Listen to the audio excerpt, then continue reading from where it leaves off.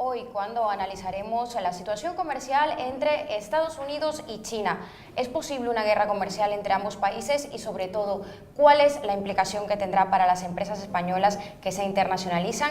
Primero quiero hablarles, antes de entrar en el análisis del tema, de lo que es Jam. Jam es una plataforma que ayuda a las pequeñas y medianas empresas españolas a internacionalizarse, y lo hace porque está compuesta por un grupo de empresas consolidadas que además son líderes en sus respectivos sectores. Ofrecen servicios y soluciones para todas las empresas que quieren abordar mercados exteriores. ¿En qué ayuda Jam a las pymes? Lo primero es que estas empresas de altísimo nivel y de altísimo conocimiento están unidas para ofrecer estas herramientas y estas soluciones de las que disponen para brindar a las empresas información, datos y conocimientos necesarios en esa toma de decisión cuando se decide el mercado de destino. Y por supuesto, quiero mencionar cuáles son las empresas que conforman esta plataforma. Hablamos de Crédito y Caución, de Deutsche Bank, de DHL y de Iberinfor. Como os decía, el tema de hoy: ¿existe una guerra comercial entre China y Estados Unidos? Si no es así, es posible que exista. Para aclarar todo esto, vamos a contar con dos expertos de altísimo nivel. Nos acompaña para ello Rosa Duce, que es economista jefe de Deutsche Bank desde el año 2006. Es licenciada en Ciencias Económicas por la Universidad Complutense de Madrid, en la especialidad de Análisis Económico y Economía Cuantitativa. En su anterior etapa laboral ha trabajado como analista en el servicio de estudios de BBVA durante 3 años. Además, ha desarrollado parte de su carrera en el ámbito de la investigación, colaborando con la Fundación de Estudios de Economía Aplicada y en las publicaciones Investigaciones Económicas, Moneda y Crédito y Revista de Economía Aplicada. También está con nosotros Gino Guaiti, que es jefe de riesgos de crédito y caución, y hablará del impacto, por supuesto, que tienen las operaciones, el riesgo de las operaciones en el marco de esta situación entre ambas potencias.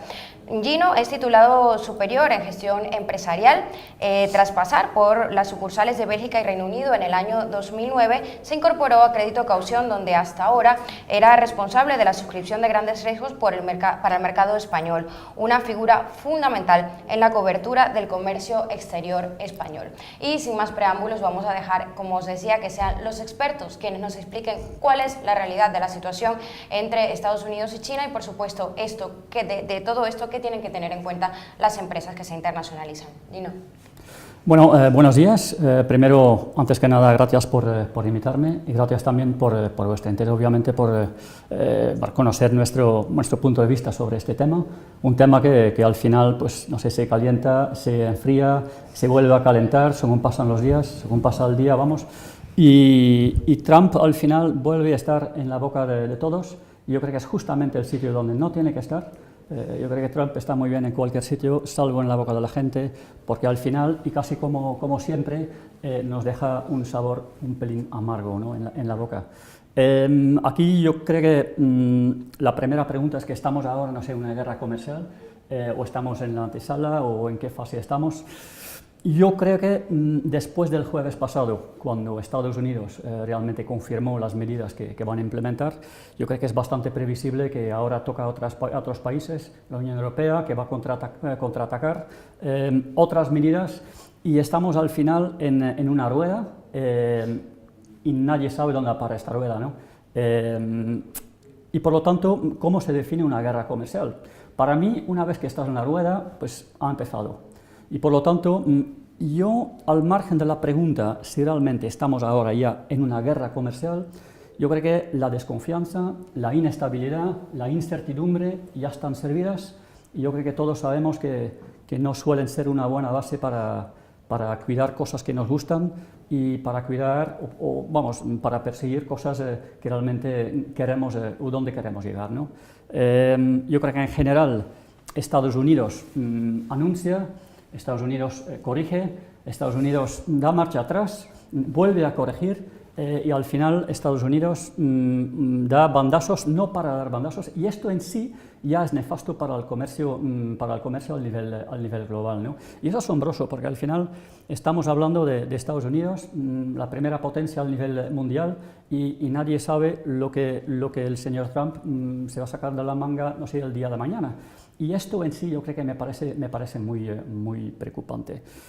El mes pasado, ya en el mes de enero, en el mes de abril, quiero decir, ya preguntamos su opinión a las casi 8.000 cuentas de Twitter que nos siguen, o que siguen los contenidos de Crédit Caution, y a los expertos, los analistas que forman la comunidad tuecos que tenemos en Crédit Caution, y ahí la respuesta ya era muy clara.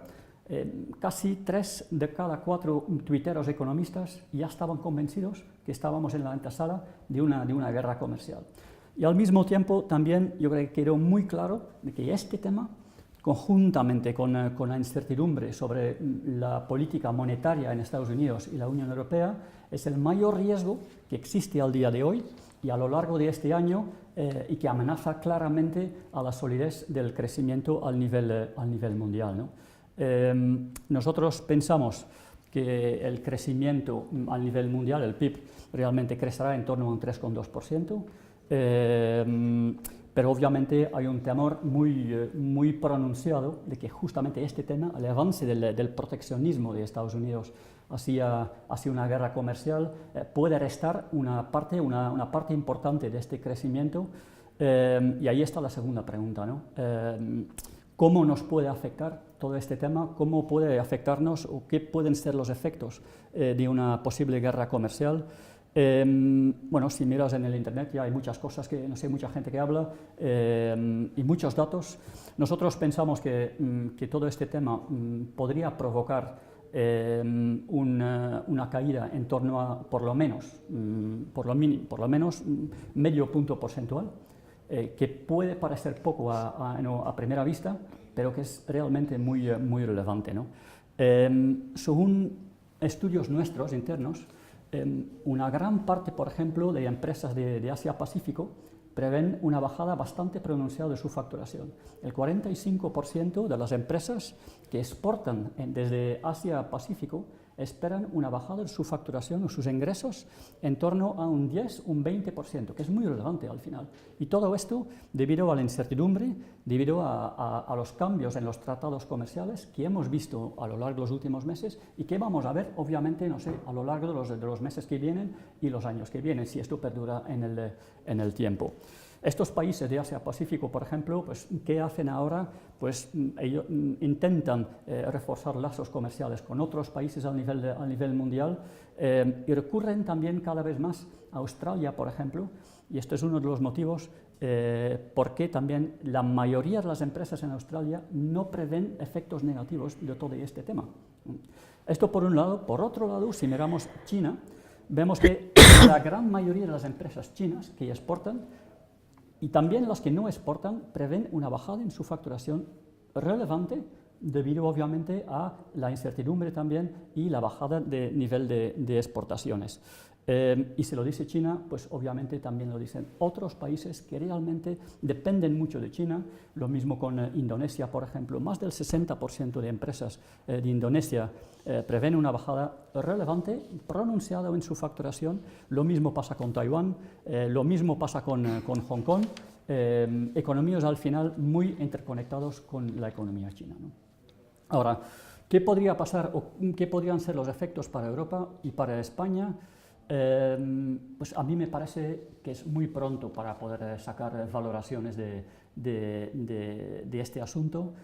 Obviamente queda claro que los sectores directamente afectados y relacionados con lo siderúrgico obviamente lo van a notar, pero bueno, Trump ya dejó caer también en un tuit que se podrían esperar otro tipo de aranceles, más bien dirigidos a automoción. Por lo tanto, la industria de automoción y sobre todo los componentes podría verse afectados, más que nada porque estas empresas, al margen de exportar a Estados Unidos, también exportan a otros países, a México, por ejemplo, un país muy importante en todo esto, a otros países en la Unión Europea y en Asia, que a su vez también exportan a Estados Unidos. Y por lo tanto, es una cadena. Y por eso yo creo que es muy pronto para poder valorar realmente cuáles pueden ser las consecuencias. Pero nosotros pensamos que una gran parte de la amenaza de todo esto viene de las importaciones desde fuera de Europa. Una gran parte de la amenaza puede venir de aquellas empresas que hasta ahora han estado exportando a Estados Unidos, pero debido a este tema del proteccionismo, está forzado o está obligado a buscar nuevos mercados y se puede ver obligado a refugiarse en Europa, por ejemplo, que puede provocar a su vez un aumento de competencia en ciertos sectores o subsectores, podría provocar un exceso de oferta también en ciertos sectores y subsectores, y por lo tanto también podría provocar desequilibrios en los precios, y esto sí que es peligroso. ¿Y qué empresas realmente podrían verse afectados en primera línea? Pues obviamente aquellas empresas que ya de por sí, al día de hoy, son los más débiles, con una estructura financiera más débil, que a lo mejor no son los más rentables al día de hoy, con márgenes comerciales o financieros muy estrechos, o aquellas empresas que cuentan con un plan de negocio, un plan comercial que realmente no sean tan ágiles para ir cambiándolos. Todo este grupo de empresas van a ser obviamente las empresas que verán en primera línea los efectos de todo esto, ¿no?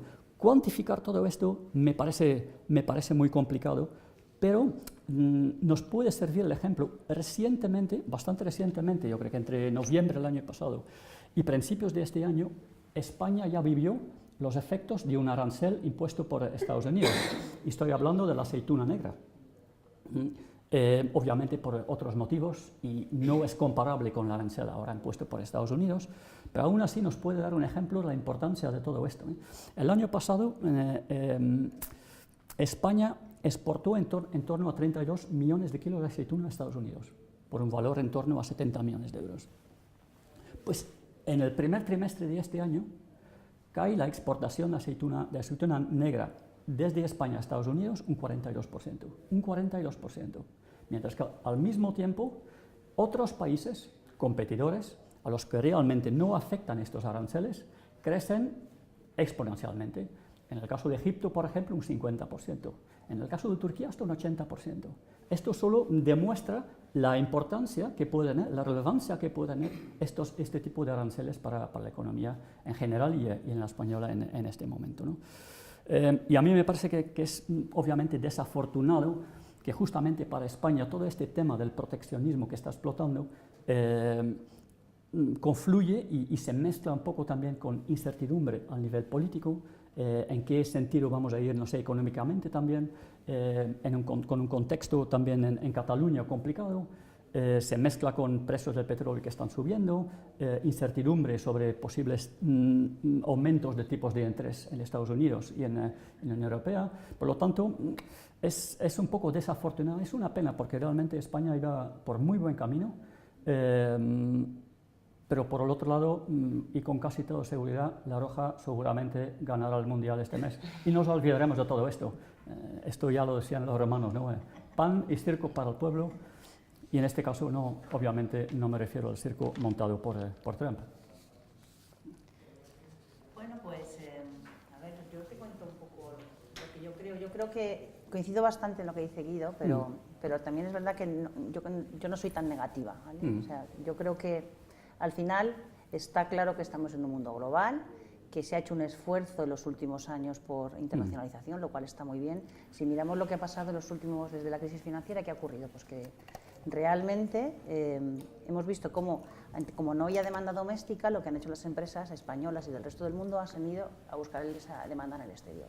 Y es cierto que realmente ha ocurrido esto, es decir, que si miramos ahora mismo el peso del sector exterior, no solamente en España, sino en las economías, en la mayor parte de las economías del mundo, pues cada vez es mayor. ¿Por qué? Pues porque incluso Estados Unidos, que es una economía que es relativamente cerrada, porque Estados Unidos, como es un país tan grande, realmente su peso del sector exterior no es muy alto. Pero incluso en Estados Unidos también se está abriendo todo lo que es el sector exterior. En el caso de España, pues es que ahora mismo son casi el 40% del PIB, es decir, que es que realmente las empresas, como no había demanda doméstica, se han ido a buscar al sector afuera esa demanda, ¿no? ¿Y por qué? Pues porque es evidente, ¿no? Llega un momento que tú puedes buscar ese cliente fuera, y luego yo creo que la globalización ha tenido efectos muy positivos. Al final, ¿qué ha ocurrido? Pues que uno de los motivos por los cuales a día de hoy, con lo que crece el mundo, la inflación está muy baja, es precisamente por esta globalización, porque resulta que hay muchos cuando tú compras productos de fuera sin aranceles, quiere decir que los precios a los que compras son más baratos y quieras que no, la inflación se mantiene contenida. De hecho, te permite ganancias de productividad, te obliga a ser competitivo. Lo que hemos visto en España en la crisis financiera es que realmente las primeras empresas que salieron de esa crisis fueron las empresas que se fueron al exterior. ¿Y por qué? Porque tuvieron que ser mucho más competitivas, tuvieron que ajustar sus costes de producción para poder competir fuera. Y eso es muy bueno porque permite, pues eso, ganar en productividad, ganar en competitividad y además beneficia lo que hablaba antes Guido, ¿no? Beneficia a los bancos centrales porque si la inflación está baja, pues es en ese calendario que hay ahora de salida de la política monetaria, de que hay que empezar a retirar todos estos estímulos de los últimos años, pues realmente los bancos centrales lo tienen más fácil porque la inflación no está subiendo, ¿no? Y esto que lo hemos visto a nivel mundial y lo vemos por países, pues en las empresas españolas es evidente. Si miramos el IBEX, a mí cuando muchas veces me preguntan como analista, ¿y qué piensa el banco? Porque ¿cómo le afecta a Santander la situación política en España? Y dices, pues es que Santander ya no es España. Si es que Santander, su negocio está fuera y esto es algo que se repite en todas las empresas del IBEX. Y además es impresionante, en el caso del IBEX, hace 40 años, hemos pasado de que a día de hoy el 65% de los ingresos de las empresas del IBEX depende de fuera, hace 10 años era 20 puntos más bajos, hace 40 era 40 puntos más bajos, es decir, que es que hemos pasado de apenas el 15% a un 60 y tantos, es una barbaridad lo que las empresas españolas se han ido fuera, y no solamente que han ido fuera, sino que son líderes de mercado en los países donde están, ¿no? Y podemos coger ejemplos tanto de empresas grandes como de empresas pequeñas, porque también las empresas pequeñas a día de hoy, como el 65%, 66% de las empresas pequeñas cotizadas, también están poniendo sus ingresos del exterior, con lo cual realmente es un hecho que hay una internacionalización. La clave ahora que nos tenemos que preguntar es ¿por qué, si todo más o menos iba bien, qué ha pasado, ¿no? Porque es un poco lo que sorprende, qué ha pasado, ¿no? Y lo que ha pasado, efectivamente, lo decías, ha llegado Donald Trump, y lo que todos sabemos a día de hoy es que el mundo después de Trump va a ser más proteccionismo que el mundo antes de Trump, y esto es evidente. Aquí la clave es, primero, por qué lo hace, y segundo, hasta dónde va a llegar, ¿no? El por qué lo hace, él lo tiene muy claro. O sea, el problema que tiene Estados Unidos es que, pese a ser una economía, como he dicho antes, bastante cerrada, es una economía que realmente tiene un peso, tiene unos déficits comerciales enormes, sobre todo con China. Por eso China es como el ojo del huracán, ¿no? Pero no solamente China, de hecho, lo que hemos visto en el año y pico que lleva gobernando, realmente es que va para todos. Entonces, hay como tres claves para él. Por un lado está todo el tema del acero y el aluminio, por otro lado está China y por otro lado está el NAFTA. Estos son como los tres pilares con los que está negociando ahora. Y es verdad que, como decías, estamos en un tira y afloja. Estamos en un tira y afloja porque realmente lo que está ocurriendo es que primero dice una cosa, o sea, lanza la piedra, cuando ya ve la onda enorme que se produce, entonces recoge velas y termina siendo algo intermedio. No, ni la piedra inicial ni el cero que había. Entonces, al final, yo creo que esa es la política de Trump y con esa tenemos que vivir. Y hasta ahora, ¿qué ha pasado? Pues en el caso del NAFTA, por ejemplo, pues parecía que podía haber un acuerdo antes de verano, pero parece que no, y ahí yo creo que tiene mucho que ver lo que decías de los automóviles, porque es un poco el tema clave en el NAFTA. Hay que tener en cuenta que el votante americano que votó a Trump es un señor, en muchos casos, que trabajaba en una fábrica que ya no está en Estados Unidos, sino se ha deslocalizado a México, y quiere decir que él ha perdido su trabajo y ve todos los días en el periódico que la tasa de paro salió el viernes el dato de 3,8% y pleno empleo, pero él no tiene trabajo. Por tanto, a él no le ha llegado esa magnífica recuperación de la economía americana. ¿Por qué? Pues porque esas empresas han ido a México. ¿Por qué? Porque México produce más barato. Entonces, ¿qué es el escollo en el caso del NAFTA? Pues que él quiere retocar los acuerdos comerciales que permiten el movimiento de componentes de auto sin aranceles. Él lo que quiere es establecer, elevar ese peso, tal y como está la regulación ahora mismo, que me parece recordar es que como si tú en un coche, el 65% de las partes principales del coche están en Estados Unidos o en México o en Canadá, en el país donde está no hay aranceles en ese país. Pero ¿qué pasa? Que él lo quiere subir a 75%, de forma que la mayor parte de los coches se hagan en Estados Unidos y no en México. Y así puedes coger un montón de ejemplos. Entonces, claro, esto México obviamente no quiere, y el tema se ha enquistado, y teniendo en cuenta que hay elecciones en México este verano, pues lo normal es que esto se aplace. Por tanto, el NAFTA está ahí en el punto de mira. Luego, las importaciones al aluminio y al acero, él ya anunció en marzo que iba a poner importaciones al aluminio y al acero, ha ido negociando con algunos países, porque de hecho ya tiene un acuerdo con Brasil y, por ejemplo, con Sudáfrica, pero la semana pasada nos decía que Europa, por ejemplo, que tenía una exención temporal hasta el 1 de junio para poder negociar. Hemos llegado al 1 de junio, no hay acuerdo y ya está amenazando con que va a poner las importaciones de acero y aluminio. De nuevo, ¿por qué? Pues porque el 50% del acero que se produce en el mundo lo produce China y el 56% del aluminio que produce el mundo se produce en China también. Por tanto, el poder de mercado que tiene China es enorme. Entonces, al final, todo esto en el fondo viene a ser simplemente que él no quiere tener ese déficit con el resto de países y además a China le acusa, que por eso con China tiene un foco especial, le acusa de prácticas no competitivas o de copiar sus modelos, ¿no? Pero también tiene que ver que en el caso de China, si miramos el iPhone se ensambla en China y tú hoy en día te puedes comprar un teléfono chino que es muy parecido al iPhone y que vale la mitad. Por tanto, realmente hay unas acusaciones ahí por detrás de que, bueno, que hay espionaje industrial y por tanto está obligando a China a poner algún tipo de medidas. La clave de fondo es lo que hablabas antes. La clave de fondo es que realmente lo que hace es tirar a piedra, se pone a negociar y por tanto yo cuando digo que soy menos negativa es porque creo que al final todo se va a terminar negociando. Y el problema es hasta qué punto él se va a saltar los acuerdos, porque hace 2 semanas que firmó un primer acuerdo con China y la semana pasada solo quería saltar ya. O sea, es que vamos así.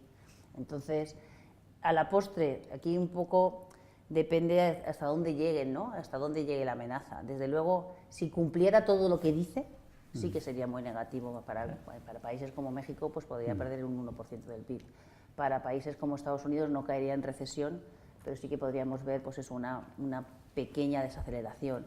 Para China, si me apuráis, sería quizás con todo el menos afectado, porque lo que está haciendo la economía china es un cambio muy brusco. La economía china ya no depende tanto de las exportaciones, por 2 motivos. Primero, porque el gobierno chino está muy enfocado en economía doméstica. Lo que quiere es que su país sea cada vez, en el fondo, él se ha dado cuenta que una economía desarrollada de donde crece de la demanda doméstica. Una economía desarrollada tiene una demanda doméstica potente, que es como el 70% del PIB, y luego lo que hace es tener un sector exterior competitivo, que es un poco lo que España tiene ahora. Este cambio de modelo de crecimiento español es eso. China quiere hacer eso, entonces quiere, en el fondo, pues que sus habitantes consuman más, vivan mejor y ese sea el grosso de su crecimiento. Por tanto, ya China no es la fábrica del mundo. China es la fábrica de algunos productos de alto valor añadido. Antes fabricaba el chip, es que ahora fabrica el iPhone. Entonces, realmente, ¿qué ha hecho China? Pues a nivel doméstico lo que está haciendo es que su población intente vivir cada vez mejor y demande más productos de consumo, que es un poco lo que le demanda a Estados Unidos. Es decir, en este primer acuerdo que han llegado comerciales, lo que Estados Unidos le dice a China es, para corregir ese déficit, yo quiero que tu demanda interna, que cada vez es mayor, me compre productos, que haya un acuerdo para que favorezcas que vengan productos desde Estados Unidos a China de bienes de consumo. Y a la vez, Estados Unidos lo que exporta a China básicamente es producto agrario, y esto va a seguir haciéndolo porque hay que dar de comer a todos los chinos, es decir, que efectivamente realmente eso va a seguir, y también exporta muchos aviones, esa tecnología generalmente es americana, porque la mayor parte de las grandes empresas fabricantes del mundo es europea o es americana. Entonces yo creo que ahí ese déficit comercial se puede corregir por ahí. Y luego China lo que realmente tiene es que esas exportaciones de alto valor añadido ya no las está mandando, ya no depende tanto de mandarse a Europa, a Estados Unidos, como bien dices, es que está aprovechando todo su entorno. Y de hecho ellos exportan ahora cada vez más al resto de Asia. Por tanto, incluso en una guerra comercial horrible, si me apuras, a China le afectaría negativamente, podría perder, pero una economía que ya crece cerca del 7%, 6,7, 6,8, que fuera un 6 no sería una tragedia. Para Estados Unidos probablemente perdería, no crecería, ahora mismo está creciendo en torno al 2 y pico, a lo mejor podría crecer un punto por debajo del 1, que sería como una media recesión, y si me apuras, quizás los más afectados son los que estamos en medio, porque al final dependemos de unos y de otros. Entonces, por eso cuando hemos visto todas esas amenazas comerciales, cuando lo miras en el mercado, a quien más está castigando es a la bolsa europea, y a la que más a la alemana, porque es la economía que más exporta. Entonces, ese es el riesgo, ¿no? Que en esta guerra nos quedemos en el medio los que no habíamos participado y nos tengamos que comer todo esto. Lo que pasa es que yo creo que a la postre, por la actuación de Trump hasta ahora, creo que más de tirar la piedra y luego conseguir un acuerdo que siempre es mejor que lo que había antes, que era nada. O sea, él quiere poner aranceles y lo que hace es, voy a ponerte un arancel hasta aquí y luego si me quedo aquí en el camino, pues he ganado todo esto. Es una práctica muy empresarial, que en el fondo él es un empresario y por tanto yo creo que Yo no creo que lleguemos a la guerra comercial porque efectivamente en términos económicos sería muy negativo cuando por fin tenemos una economía mundial que crece y crece mucho más de los últimos 10 años, cuando por fin parece que la inflación se encuentra moderada, que no tenemos un problema de inflación porque los bienes de importación son baratos. Sería una pena, como bien dices, que esto se rompiera. Y yo no creo que él, también hay que tener en cuenta que él se juega en el mundo político, es que tiene elecciones el 6 de noviembre. Entonces mucho de lo que hace también es para esto, ¿no? Tiene que contentar a su electorado. Pero que esto llegue a la postre a una guerra comercial, realmente como para hundir la economía, yo me parece todavía un escenario bastante poco probable.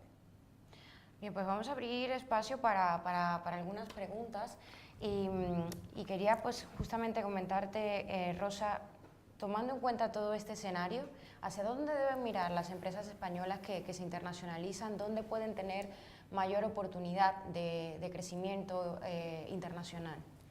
¿Sabes qué pasa? Que las empresas españolas en los últimos años lo que han hecho, o sea, nosotros tradicionalmente éramos una economía que tenía un peso del sector exterior que no era muy alto, básicamente asentábamos mucho el crecimiento, como todos sabemos, en la economía doméstica y en el ladrillo.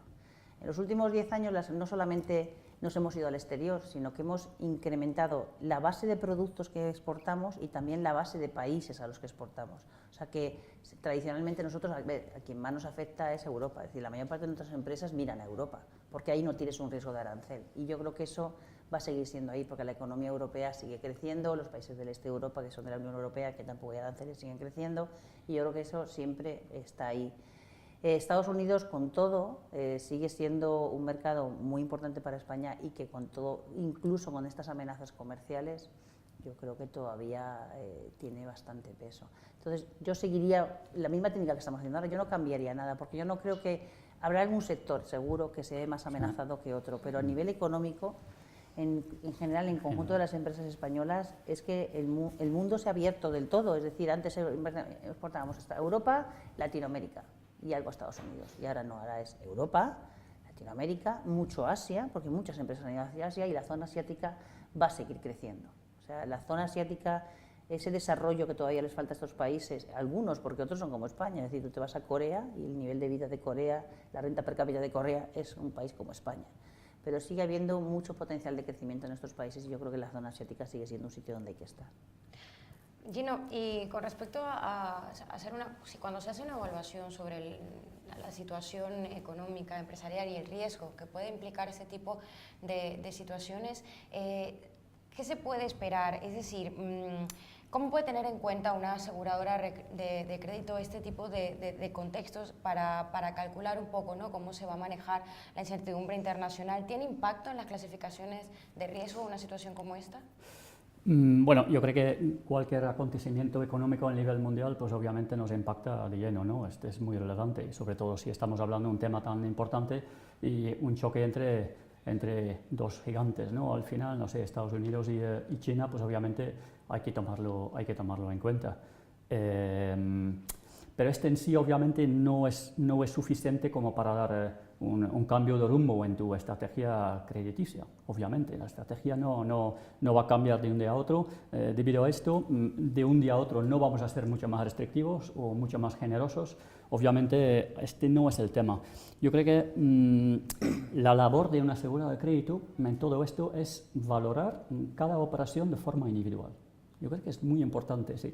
Y la valoración, en este caso, pues, no sé, para Credicaución, por ejemplo, pues, implica casi 400 variables para llegar al final a un perfil de riesgo, una valoración de una empresa o de un deudor, un comprador que tenemos en cartera. Y para llegar a este perfil de riesgo de una empresa, pues obviamente depende de muchas cosas, pero básicamente tiene tres patas. Primero, obviamente, una profunda análisis financiero a nivel individual de la empresa, ¿vale? Si es rentable, el endeudamiento bancario, todas esas cosas. Esto es la primera pata. La segunda pata es obviamente la experiencia comercial que tenemos con estas empresas, y esto es fundamental en el seguro de crédito, y ahí yo creo que Credicaución destaca comparado con otras empresas en el sector, justamente por la riqueza de sus datos, de su experiencia comercial. Y la tercera pata en todo esto es obviamente el contexto económico, financiero y social incluso. Obviamente no es lo mismo suscribir riesgos cuando la economía va muy bien que suscribir riesgos cuando estamos en recesión, cambia totalmente. Y en esta, la tercera pata, sí que obviamente entra el valorar qué implicaciones tiene, ¿no?, este avance del proteccionismo, y en este sentido obviamente lo tenemos que tener en cuenta, pero repito, nuestra labor es valorar cada operación individualmente por sí mismo. De forma específica, ¿es posible quizá identificar cómo podría evolucionar el riesgo de impago en China en este contexto? Bueno, el año pasado fue un buen año para China, desde un punto de vista económico, pero es cierto que nuestros análisis y nuestros cálculos apuntan hacia paulatinamente un aumento en cuanto a insolvencias. Bueno, lo has comentado tú, ¿no? Todos sabemos que China está cambiando de modelo socioeconómico y está yendo más bien hacia un modelo basado en consumo y en servicios, ¿no? Y en este contexto sí que prevemos para ciertos sectores, por ejemplo, construcción, por ejemplo, o los sectores relacionados con la construcción, aluminio también, acero o transporte incluso, sí que prevemos que a lo largo de los años que vienen, pero siempre de forma paulatina, que se pueden ver un aumento en cuanto a impagos a insolvencias. Pero, repito, siempre de forma paulatina y más bien dirigido a ciertos sectores. Está claro que estamos envueltos en una tendencia proteccionista, algunas tendencias proteccionistas. ¿Es posible tener algún beneficio en el marco de estas políticas de proteccionismo? A ver, el que te aboga por teorías proteccionistas lo que te dice es que permite a nivel doméstico, o sea, yo creo que es un engaño, desde mi punto de vista es un engaño, pero todo lo que es una medida proteccionista lo que trata es salvaguardar, ¿vale?, la industria doméstica, sobre todo la industria, porque al final los servicios es un sector que no está abierto a la competencia, está mucho más abierto el sector industrial, pero al final yo creo que es un error. O sea, todo esto que estamos viendo que viene de Trump, que viene precisamente por eso, por esa intención de proteger ¿no?, lo de America First, ¿no?, la industria americana, lo que se produce en Estados Unidos. Al final, primero, llegado al extremo, te llevas a un momento en que no llegas a tecnologías que hay en otros sitios, porque como solamente produces lo que tú tienes en tu país, que sería el extremo, ¿no? Pero realmente en un mundo con el que todo está interconectado, es que me parece que es imposible. O sea, realmente, el único beneficio del proteccionismo en puridad es que evidentemente potencias la producción doméstica y por tanto se supone que potencias tu industria doméstica.